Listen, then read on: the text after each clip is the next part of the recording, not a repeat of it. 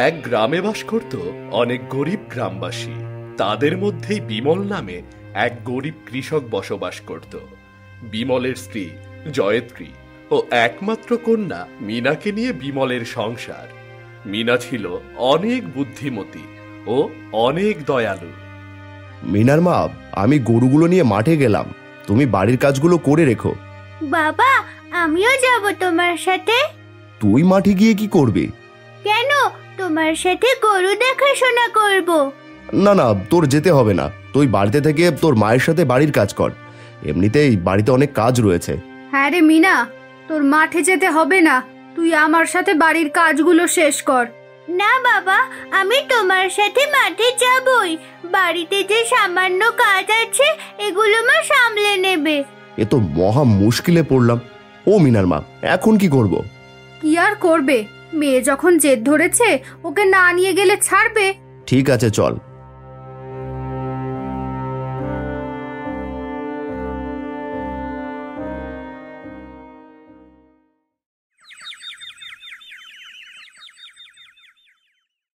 বাবা, এখান দিয়ে এত কলা গাছ, কত কলা ধরে আছে। এসব কলা কি কেউ খায় না? না রে মা, ওগুলো বুনো কলা গাছ, এসব কলা কেউ খায় না, শুধু জমিগুলো নষ্ট হয়ে আছে, এসব গাছ কোনো কাজে লাগে না। ঠিক আছে, চলো। বিমল মিনাকে নিয়ে মাঠে গরু চড়াতে আছে। হঠাৎ আকাশ কালো হয়ে যায়, বারবার বজ্রপাত হতে থাকে। এ কি বিপদে পড়লাম, এত তাড়াতাড়ি কি করে আকাশ কালো হয়ে গেল? এখন তো মাঠেও থাকা যাবে না। এই মিনা, তাড়াতাড়ি বাড়ি চল। মা। হ্যাঁ বাবা, তাড়াতাড়ি বাড়ি চলো। এখানে তেমন উঁচু কোনো গাছ নেই, এখানে বজ্রপাত হলে সরাসরি আমাদের মাথার উপরেই পড়বে। কেন, উঁচু গাছ থাকলে কি সেখানে বজ্রপাত হতো? হ্যাঁ বাবা, আমি বইয়ে পড়েছি, সবচেয়ে উঁচু জিনিসগুলোর উপরে বেশিরভাগ বজ্রপাত হয়। ঠিক আছে, তাহলে তাড়াতাড়ি চল।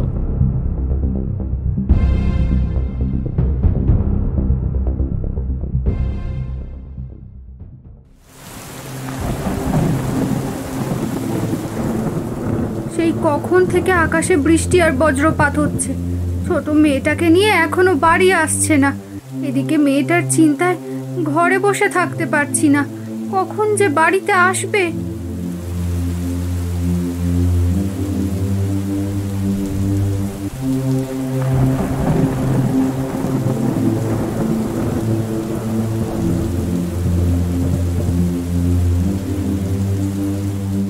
দেখলে প্রচুর বৃষ্টি আর বজ্রপাত হচ্ছে, মেয়েটাকে নিয়ে তাড়াতাড়ি চলে আসতে পারোনি?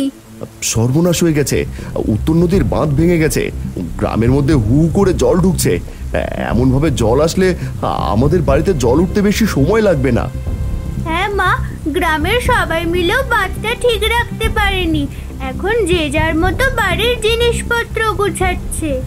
বলো কি, তাহলে তো সর্বনাশ হয়ে যাবে। এখন তো বর্ষার মৌসুম, এমন ভাবে জল ঢুকলে আমরা থাকবো কোথায়? শুধু থাকার কথাই ভাবছো, খাবে কি তা কি ভেবে দেখেছো? ঠিক আছে, সব পরে ভাববো, যা হওয়ার হবে। এখন ভিতরে আসো, তা না হলে ঠান্ডা লেগে যাবে। হ্যাঁ হ্যাঁ, আসছি।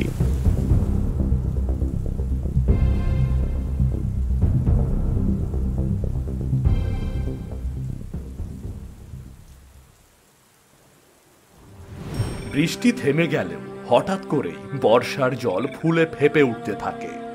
আস্তে আস্তে গ্রামের সব ঘরবাড়িগুলো তলিয়ে যেতে থাকে। এদিকে বিমল, জয়ত্রী ও মিনা তাদের ঘরে বসেছিল। তখন জল বাড়তে বাড়তে বিমলের ঘরের মেঝেতে চলে আসে। মিনার মা, এখন কি করব? আমাদের ঘরটা অনেক উঁচু হওয়া সত্ত্বেও ঘরে জল ঢুকে পড়েছে। না জানি গ্রামের সবার অবস্থা এখন কেমন। ওগো, ঝড়ে নিলে তবু কিছু রেখে যায়, কিন্তু জলে নিলে কিছুই থাকে না। আমার মনে হয় গ্রামের সবার অবস্থা খারাপ। একবার গ্রামের সবাই মিলে জমিদারের বাড়িতে যাওয়া উচিত। জমিদার বাবু যদি তার উঁচু বাড়িতে সবাইকে থাকার মতো একটু জায়গা দেয়, তাহলে সবাই বর্ষার কয়েকটা দিন নিশ্চিন্তে থাকতে পারবে। হ্যাঁ বাবা, চলো আমরা সবাইকে নিয়ে জমিদার বাবুর বাড়িতে যাই। না না, তোকে যেতে হবে না, তুই তোর মায়ের কাছে থাক। তাছাড়া বর্ষার জল অনেক বেড়ে গেছে, তোকে নিয়ে যাওয়া খুব কঠিন হয়ে যাবে। না, আমিও যাব তোমার বাবার সাথে। শুনেছি জমিদারের একটা মেয়ে আছে, আমি তার সাথে বন্ধুত্ব করতে চাই। ওরা হচ্ছে ধনী আর আমরা গরিব, ওরা কি তোর সাথে বন্ধুত্ব করবে? তার চাইতে তুই বাড়িতে থাক। না, আমি তোমার সাথে যাবই যাব। জিদ যখন করছিস তখন তো নিয়ে যেতেই হবে তোকে। ঠিক আছে, চল। মিনার বাবা, তাড়াতাড়ি ফিরে এসো, জলের অবস্থা কিন্তু খুব একটা ভালো না। ঠিক আছে, তাড়াতাড়ি চলে আসবো।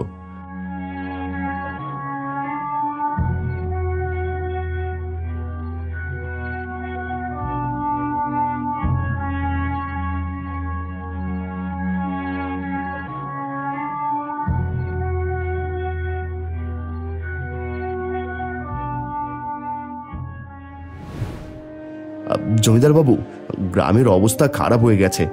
গ্রামের বেশিরভাগ ঘরবাড়ি বর্ষার জলে তলিয়ে গেছে। বাদবাকি যে ঘরবাড়িগুলো আছে সেগুলো তলিয়ে যেতে আর বেশি সময় লাগবে না। আপনার বাড়িটা তো অনেক উঁচু, আপনি যদি গ্রামের মানুষদের আপনার আঙিনায় থাকার জন্য একটু জায়গা দিতেন তাহলে সবার ভালো হতো। হ্যাঁ জমিদার বাবু, এই বিপদের সময় আপনি আমাদের শেষ ভরসা। ভরসা? শোনো, তোমাদের সবাইকে যদি আমি আমার বাড়িতে থাকতে দিই তাহলে তোমরা কদিনের মধ্যেই আবার পুরো আঙিনা নোংরা করে ফেলবে। তাছাড়া যখন কোনো খাবার পাবে না তখন তোমাদের খাবারের ব্যবস্থা করে দিতে বলবে। বাঙালি কেমন জানোই তো, খেতে দিলে শুতে চাই। তাই আমি তোমাদের কাউকে আমার বাড়িতে বাড়ির আঙিনায় থাকতে দেব না। বাবু, এই সময় যদি আপনি আমাদের পাশে না দাঁড়ান তাহলে আমরা সবাই মরেই যাব। এই যে, তুমি তোমার বাবাকে একটু বলো না গ্রামের মানুষদের একটু থাকার জায়গা দিতে। শোনো, আমার বাবা ঠিকই বলেছে, তোমাদের মতো গরিবেরা আমাদের আঙিনায় থাকলে সবকিছু নোংরা করে ফেলবে। শুনলে তো সবাই, এবার যার যার মতো বাড়ি চলে যাও, আমি তোমাদের কোনো সাহায্য করতে পারবো না।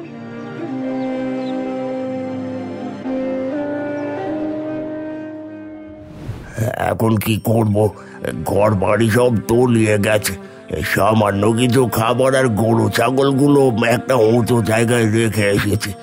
যেতে যেতে হয়তো সেখানটাও তলিয়ে যাবে। এই ঠিকই বলেছেন কাকা, আমাদের আর বাঁচার কোনো আশাই রইল না। জমিদার বাবু আমাদের সামান্য থাকার জায়গাটুকু দিল না। বাবা, আমার একটা বুদ্ধি আছে, তোমরা যদি শোনো তাহলে সবাই এই বর্ষার জলের হাত থেকে বাঁচতে পারবে। তুই এই সময় আর গ্রামের মানুষকে হতাশ করিস না, একটু চুপ থাক, সবাইকে ভাবতে দে এখন কি করা যায়। মেয়েটা বলতে চাইছে, বলতে দাও না। তোমার মেয়েটা তো এমনিতেই অনেক বুদ্ধিমান, ওর বুদ্ধি তো কাজেও লাগতে পারে। বল মা, বল। আচ্ছা, গ্রামের সবাই যদি কলা গাছ দিয়ে ঘর বানিয়ে নি তাহলে জল যতই হোক না কেন বর্ষা কারো কোনো ক্ষতি করতে পারবে না। কিন্তু এত কলা গাছ কোথায় পাবো? কেন, মাঠে তো অনেক বুনো কলা গাছ রয়েছে, ওগুলো তো মানুষের কাজে আসে না। এখন এই বর্ষার সময় ওগুলো কাজে লাগানোর সময় হয়েছে। বিমল, তোর মেয়ে কিন্তু একদম সঠিক কথাই বলেছে। আমরা যদি কলা গাছ দিয়ে ঘর বাড়ি তৈরি করি তাহলে এই বর্ষা জলের হাত থেকে বাঁচতে পারবো। তা না হয় করলাম, কিন্তু বর্ষার জল নামতে তো 2-3 মাস সময় লেগে যাবে। এই সময় আমরা খাওয়ার ফসল কোথায় পাবো? তাছাড়া কাঁচা সবজি কোথায় পাবো? কেন, আমরা যদি কলা গাছ দিয়ে জমি তৈরি করে তার উপর গরুর গোবর বিছিয়ে দিয়ে চারা রোপণ করি তাহলে খুব তাড়াতাড়ি আমরা সেখান থেকে সবজি আর ফসল পেয়ে যাব, কারণ গরুর গোবরে প্রচুর পরিমাণ জৈব সার থাকে। বিমল, তোর মেয়ে একদম ঠিক কথাই বলেছে, আমরা সবাই তাই করব। কলা গাছ দিয়ে আমরা আমাদের ঘর বাড়ি সহ জমি তৈরি করব, তার উপরে আমরা সবজি আর ফসল চাষ করব। এই চলো সবাই।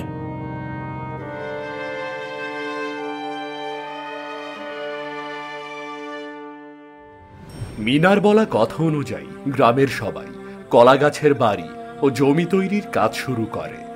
এরপর ধীরে ধীরে গ্রামের সবাই কলা গাছের বাড়ি ও জমি তৈরি করে। তাদের গরু ছাগল সহ সবাই জলের উপরে কলা গাছের বাড়িতে থাকা শুরু করে। মিনার মা, আমাদের মিনার বুদ্ধিতে এই গ্রামের সবাই থাকার মতো ভালো জায়গা পেয়েছে। হ্যাঁ গো হ্যাঁ, আমাদের মেয়েটা যে সত্যি বুদ্ধিমতী, আর জমিদারের মেয়েটা কেমন বাবার মতোই অহংকারী। হয়েছে হয়েছে, আর বলতে হবে না, মানুষের পরিবর্তন হতে সময় লাগে না। বাবা, তুমি এবার কলা গাছের বানানো জমিগুলোতে গোবর বিছিয়ে বীজ রোপণ করে দাও। এই দুঃসময় আমাদের সবার পাশে দাঁড়ানো উচিত, তাই বেশি বেশি সবজি উৎপাদন করতে হবে। হ্যাঁ হ্যাঁ, মেয়ে যা বলেছে তাই করো, আমাদের এখন সবার পাশে দাঁড়ানো উচিত। হ্যাঁ যাচ্ছি, মেয়ে যখন বলেছে তখন তো করতেই হবে।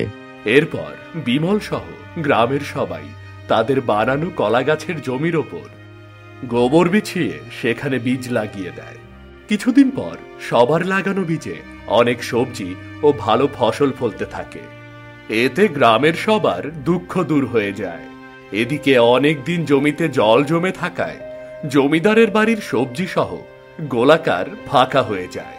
তখন জমিদারের চাকর গিয়ে জমিদারকে বলে, বাবু, গোলা ঘরে সব ফসল ফুরিয়ে গেছে, ওদিকে সবজি বলতে কিচ্ছুটি নেই, আর এই সময় সব জমিতে জল জমে থাকায় কোনো সবজিও ফলছে না। এখন কি খাবেন বাবু? গোলা ঘরে ফসল আর রান্না করে সবজি নেই, তাতে কি হয়েছে? আমার সিন্ধুকে কি টাকার অভাব পড়েছে নাকি? টাকা দিচ্ছি, সব কিনে নিয়ে আয়। কিন্তু টাকা থাকলে তো হবে না বাবু, টাকা দিয়ে কোথাও কিছু পাওয়া যাবে না। তাহলে কি আমাদের না খেয়ে থাকতে হবে? না বাবু, না খেয়ে থাকতে হবে না। আপনি যাদের অবহেলা করে তাড়িয়ে দিয়েছিলেন তাদের কাছে গেলেই খাবার পাবেন, কিন্তু তাদের টাকার লোভ দেখালে কোনো লাভ হবে না। তার মানে ওই সাধারণ গ্রামবাসীদের কাছে খাবার আছে, কিন্তু ওরা খাবার পেল কি করে? ওদের তো থাকারই কোনো জায়গা নেই। আছে বাবু, আছে। গ্রামের সবাই কলা গাছের বাড়ি তৈরি করেছে, আবার কলা গাছ দিয়েই জমি তৈরি করে সেখানে ভালো ফসল ফলিয়েছে। তার মানে এখন আমাদের ওই গরিবদের কাছে হাত পাততে হবে? হ্যাঁ বাবা, আমরা যাদের অবহেলা করে তাড়িয়ে দিয়েছি এখন তাদের কাছেই আমাদের হাত পাততে হবে। আমি এখন বুঝতে পারছি সেদিন আমরা সাধারণ গ্রামবাসীদের উপর অন্যায় করেছিলাম।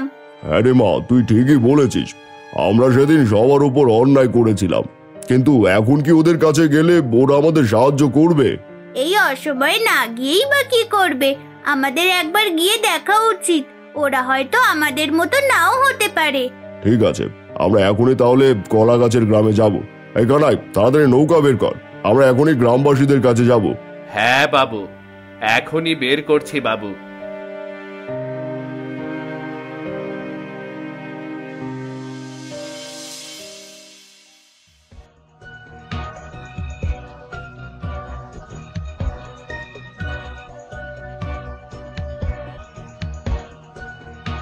কি জমিদার বাবু, এই গরিবদের কি অবস্থা তার দেখতে এসেছেন নাকি?